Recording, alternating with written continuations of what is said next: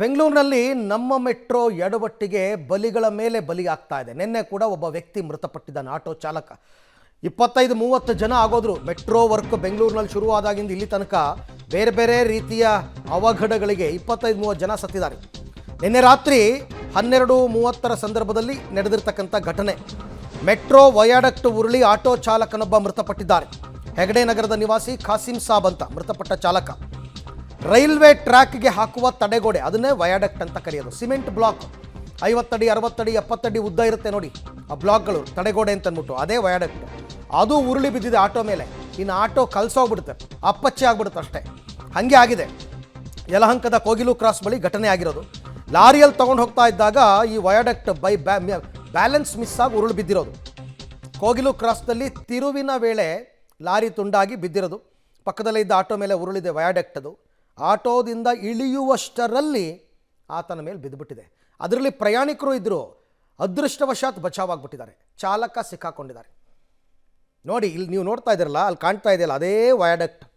ಅಷ್ಟು ತೂಕ, ಸಾವಿರಾರು ಟನ್ ಗಟ್ಟಲೆ ತೂಕ ಇರುತ್ತದು. ಕ್ರೇನ್ಗೆ ಹಾಕ್ಬಿಟ್ಟು ಎತ್ತುತ್ತಾರೆ ಅದನ್ನು. ಕ್ರೇನ್ ವಯರ್ಗಳಿರ್ತವಲ್ಲ, ತಂತಿಗಳು, ಅದಕ್ಕೆ ಕಟ್ಟೋಂಥದ್ದು, ಅದು ವೀಕ್ ಆಗಿದ್ದರೂ ಕೂಡ ಕೆಲವು ಸರ್ತಿ ತೂಕ ತಡಿಲಾರದೆ ಬಿದ್ದೋಗ್ಬಿಡುತ್ತೆ. ಅಂಥದ್ದು ಆಟೋ ಮೇಲೆ ಬಿದ್ದರೆ ಎಲ್ಲಿಗೆ ಹೋಗಬೇಕು, ಏನಾಗಬೇಕು ಗತಿ? ಇಂಜಿನಿಯರ್ಸ್ ಇರಬೇಕು ಸ್ಪಾಟಲ್ಲಿ, ಇದನ್ನೆಲ್ಲ ಶಿಫ್ಟ್ ಮಾಡಬೇಕಾದ್ರೆ ಕಾರ್ಮಿಕರು ಇರಬೇಕು, ಯಾರೂ ಇರಲಿಲ್ವಾ ಅಂತ. ಅದಕ್ಕೆ ಹೇಳಿದ್ದು ಇದು ನಿರ್ಲಕ್ಷ್ಯ ಅಂತ. ಮೆಟ್ರೋ ಸ್ಟೇಷನ್ಗಳಲ್ಲಿ ಬಳಸುವಂಥ ವೈಡಿಕ್ ಪಿಲ್ಲರ್ ಏನಿದೆ ಅದು ಬಿದ್ದ ಪರಿಣಾಮವಾಗಿ ಆಟೋ ಚಾಲಕ ಸ್ಥಳದಲ್ಲೇ ಸಾವನ್ನಪ್ಪಿರುವಂಥ ಘಟನೆ ಬೆಂಗಳೂರಿನ ಕೋಗಿಲು ಕ್ರಾಸ್ ಬಳಿ ನಿನ್ನೆ ತಡರಾತ್ರಿ ನಡೆದಿರುವಂಥದ್ದು. ನಾನು ಆ ಜಾಗದಲ್ಲೂ ಕೂಡ ಇದ್ದೀನಿ. ಈ ಪಿಲ್ಲರ್ ನೀವು ನೋಡ್ತಾ ಇರ್ಬೋದು.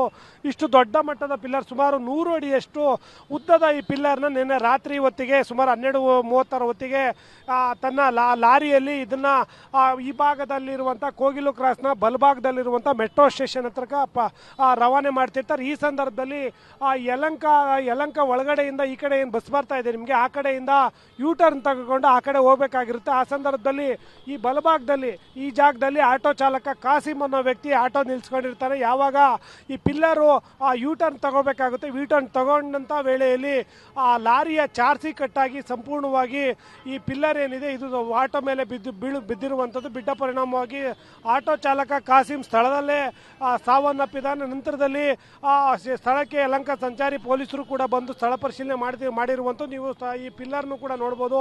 ಇದು ಬಿದ್ದ ಪರಿಣಾಮವಾಗಿ ಮಧ್ಯಕ್ಕೆ ಸಂಪೂರ್ಣವಾಗಿ ಕಟ್ಟಾಗಿದೆ. ಇದರ ಕಾಮಗಾರಿ ಎಷ್ಟರ ಮಟ್ಟಿಗಿದೆ ಅನ್ನೋ ಅನುಮಾನ ಕೂಡ ಬರುವಂಥದ್ದು. ಈ ಮಟ್ಟಕ್ಕೆ ಒಂದು ಪಿಲ್ಲರು ಕೆಳಗಡೆ ಬಿದ್ದ ತಕ್ಷಣ ಕಟ್ಟಾಗುತ್ತೆ ಅಂದರೆ ಇದರ ಪವರ್ ಹೇಗಿದೆ, ಎಷ್ಟು ಕಳಪೆ ಕಾಮಗಾರಿ ಅನ್ನೋದು ಒಂದು ಕಡೆ ಆದರೆ, ಮತ್ತೊಂದು ಕಡೆ ಆ ಲಾರಿ ಚಾಲಕರೇನಿದ್ದಾರೆ, ಈ ಮೆಟ್ರೋ ಸಿಬ್ಬಂದಿ ಆಗಿರ್ಬೋದು, ಇದನ್ನು ಸಾಗಾಟ ಮಾಡಬೇಕಾದ್ರೆ ಆ ಲಾರಿಯ ಕಂಡೀಷನ್ ನೋಡ್ಕೋಬೇಕಾಗುತ್ತೆ. ಅದ್ರ ಜೊತೆಗೆ ಅದಕ್ಕೆ ಕಟ್ಟಿರುವಂಥ ವಯರ್ಗಳ ಯಾವ ರೀತಿ ಇದ್ದಾವೆ ಅನ್ನೋದು ನೋಡ್ಕೋಬೇಕು. ಅದ್ರ ಜೊತೆಗೆ ಸಿಬ್ಬಂದಿ ಕೂಡ ಆ ಲಾರಿ ದೊಡ್ಡ ಮಟ್ಟ 80-100 ಅಡಿ ಎತ್ತರ ದೂರ ಇರೋದ್ರಿಂದಾಗಿ ಮುಂದೆ ಮತ್ತು ಹಿಂದೆ ಸಂಬಂಧಪಟ್ಟ ಸಿಬ್ಬಂದಿಗಳು ಕೂಡ ಇರಬೇಕಾಗುತ್ತೆ. ನಿನ್ನೆ ರಾತ್ರಿ ಯಾರೂ ಇಲ್ಲ ಅಂತ ಸದ್ಯಕ್ಕೆ ಹೇಳ್ತಾ ಇರುವಂಥದ್ದು. ಅದರಿಂದಲೇ ಆ ಲಾರಿ ಚಾಲಕ ಯೂ ಟರ್ನ್ ತೆಗೆದುಕೊಂಡಂಥ ವೇಳೆಯಲ್ಲಿ ಆ ಭಾರ ಹೆಚ್ಚಾಗಿ ಚಾರ್ಸಿ ಮೇಲೆ ಬಿದ್ದಿದೆ. ಆ ಪರಿಣಾಮವಾಗಿ ಚಾರ್ಸಿ ಕೂಡ ಕಟ್ಟಾಗಿ ಪಕ್ಕದಲ್ಲಿದ್ದಂಥ ಆಟೋ ಮೇಲೆ ಬಿದ್ದಿರುವಂಥದ್ದು. ಆಟೋ ಬಿದ್ದ ಪರಿಣಾಮವಾಗಿ ಆತ ಸಾವನ್ನಪ್ಪಿದ್ದಾನೆ. ಇಲ್ಲಿ ಮೆಟ್ರೋ ಸಿಬ್ಬಂದಿ ಒಂದು ಕಡೆ ಆದರೆ, BMSL ಅಧಿಕಾರಿಗಳು ಮತ್ತು ಅದು ಕಾಂಟ್ರಾಕ್ಟ್ ಯಾರು ತಗೊಂಡಿದ್ರು ಅವರ ನಿರ್ಲಕ್ಷ್ಯ ಕೂಡ ಎದ್ದು ಕಾಣ್ತಾ ಇದೆ. ಸದ್ಯಕ್ಕೆ ಈ ಸಂಬಂಧಪಟ್ಟ ಹಿರಿಯ ಅಧಿಕಾರಿಗಳು ಸ್ಥಳಕ್ಕೆ ಬಂದು ಪರಿಶೀಲನೆ ಕೂಡ ಮಾಡಿರುವಂಥದ್ದು. ಪರಿಶೀಲನೆ ಮಾಡಿ ಈಗ ಯಲಂಕ ಸಂಚಾರಿ ಪೊಲೀಸರ ಲಾರಿ ಚಾಲಕ ಏನಿದ್ದ ಆತನನ್ನು ಬಂಧನ ಮಾಡಿದ್ದು. ಅದ್ರ ಜೊತೆಗೆ BMSL ಮತ್ತು ಕಾಂಟ್ರಾಕ್ಟ್ ಯಾರು ತಗೊಂಡಿದ್ರು ಅವ್ರಿಗೂ ಕೂಡ ನೋಟಿಸ್ ನೀಡೋದಕ್ಕೆ ಸಿದ್ಧತೆ ನಡೆಸಿದ್ದಾರೆ.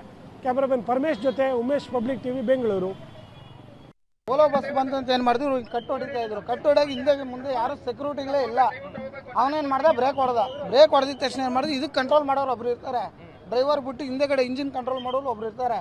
ಅವನು ಬಿಟ್ಟು ಹಿಂದೆ ಸೆಕ್ಯೂರಿಟಿ ಯಾರು ಇಲ್ಲ. ಮುಂದೆ ಸೇಫ್ಟಿ ಗಾಡಿನೂ ಇಲ್ಲ, ಹಿಂದೆ ಸೇಫ್ಟಿ ಗಾಡಿನೂ ಇಲ್ಲ. ಆಯಿತಾ, ಅವ್ನು ಬ್ರೇಕ್ ಹೊಡೆದ ತಕ್ಷಣ ಏನು ಮಾಡಿದ್ರು, ಅವ್ರು ಹಾಕಿರೋ ಚೈನ್ಗಳೇನು ಹೊಡೆದು ಕಟ್ಟಾಗಿತ್ತು, ಗಾಡಿ ಬಿತ್ತು. ಅದೊಂದು ಸಮಸ್ಯೆ ಆಯಿತಾ. ನಾವು ಡೈಲಿ ಏರ್ಪೋರ್ಟ್ ಕ್ಯಾಬ್ ಓಡಿಸೋರು ನಾವು ಅಡ್ಡಾಡ್ತೀವಿ. ರೋಡ್ ಆ ಕಡೆ ಬ್ಲಾಕ್ ಮಾಡಿದ್ಮೇಲೆ ಇವ್ರಿಗೆ ಮೆಟ್ರೋ ಅಂದಮೇಲೆ ಆ ಕಡೆನೇ ಬರಬೇಕು.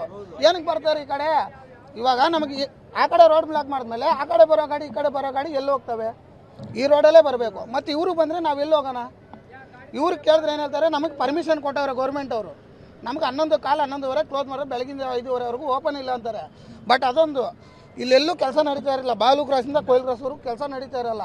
ಇವ್ರು ಏನು ಮಾಡ್ತಾರೆ, ಬೇಕಂತ ಬಾಲು ಕ್ರಾಸಲ್ಲಿ ಕ್ಲೋಸ್ ಮಾಡ್ತಾರೆ. ನಾವು ಕೆಲಸ ಮಾಡಿದ್ರೆ ಏನು ಮಾಡ್ತಾರೆ, ವಾದ ಮಾಡ್ತಾರೆ ನಮ್ಮ ಹತ್ರ. ಇಲ್ಲ ಅಲ್ಲಿ ಕಾಮಗಾರಿ ನಡೀತಾ ಇದೆ, ಕೆಲಸ ನಡೀತಾ ಐತೆ, ಅದರಿಂದಾನೇ ನಾವು ಬ್ಲಾಕ್ ಮಾಡಿದ್ದೀವಿ ಅಂತ. ನಾವು ಎಷ್ಟೋ ಸತಿ ಬಂದು ಬೈಕಲ್ಲಿ ಹೋಗಿ ನೋಡಿದ್ದೀವಿ, ಏನೂ ಕೆಲಸ ನಡೀತಾ ಇರಲ್ಲ. ನಡೆಯೋದಿಲ್ಲಿ ಇಲ್ಲಿ ಕೊಯ್ಲು ಕ್ರಾಸಿಂದ ಸಂತೆ ಸರ್ಕಲ್ವರೆಗೂ. ನಾವು ಬಾಗಿಲು ಕ್ರಾಸಿಂದ ಒನ್ ವೇಲ್ ಬರ್ತೀವಿ. ನಿದ್ದೆ ಕೆಟ್ಟು ಬರ್ತೀವೋ ಇಲ್ಲ ಇನ್ನೊಂದೇ ಬರ್ತೀವೋ, ಒನ್ ವೇಲ್ ಬರೋರು ನಾವು. ಆಪೋಸಿಟ್ ಗಾಡಿಯನ್ನು ಹೊಡಿತೀನಿ, ಇಲ್ಲ ನಾವೇ ಹೊಡಿತೀವೋ, ಯಾರು ಅನಾಹುತ ಆಗ್ತಾರೆ. ಅದರಲ್ಲಿ ಮಧ್ಯದಲ್ಲಿ ಇವ್ರ ಗಾಡಿಗಳು ಬರೋದು. ಮತ್ತು ನಾವೆಲ್ಲಿ ಸರ್ ಹೋಗ್ಬೇಕು? ಮೆಟ್ರೋದ್ರಲ್ಲಿ ಪದೇ ಪದೇ ಈ ಥರ ಆಗ್ತಾ ಇರಬೇಕಾದ್ರೆ ಭಾಳ ಬೇಜಾರಾಗುತ್ತೆ. ಯಾಕಂದರೆ ಸಾರ್ವಜನಿಕರು ಓಡಾಡಬೇಕಾದ್ರೆ ಅವರೂ ಜಾಗೃತೆಯಿಂದ ತಗೊಬೇಕಾಗುತ್ತೆ. ಬಟ್ ಏನಂದರೆ ಇದು ಇಷ್ಟೊಂದು ಟನ್ ಬರುತ್ತೆ ಸ್ಲ್ಯಾಬು. ಈ ಸ್ಲ್ಯಾಬ್ ಕಟ್ಟಾಗಿದೆ ಅಂದರೆ ಇನ್ನು ಯಾವ ಥರ ಕಾಮಗಾರಿ ಇದನ್ನು ಮಾಡಿರ್ತಾರೆ ಅನ್ನೋದು ಒಂದು ಯೋಚನೆ ಮಾಡಬೇಕಾಗಿರೋದು ಅಲ್ವಾ. ಈ ಥರ ಇಷ್ಟು ದೊಡ್ಡ ಸ್ಲ್ಯಾಬೇ ಕಟ್ಟಾಗಿದೆ ಅಂದರೆ ಇದು ಮೇಲ್ಗಡೆ ಹಾಕಿದಾಗ ಇನ್ನು ಏನು ಸ್ಟ್ರಾಂಗ್ ಇರುತ್ತೆ ಅಂತ. ಈ ಥರ ಸ್ಲ್ಯಾಬೇ ಕಟ್ಟಾದ್ಮೇಲೆ ಇನ್ನು ಯಾವ ಥರ ಕಾಮಗಾರಿ ನಡೀತಾ ಇದೆ ಅಂತ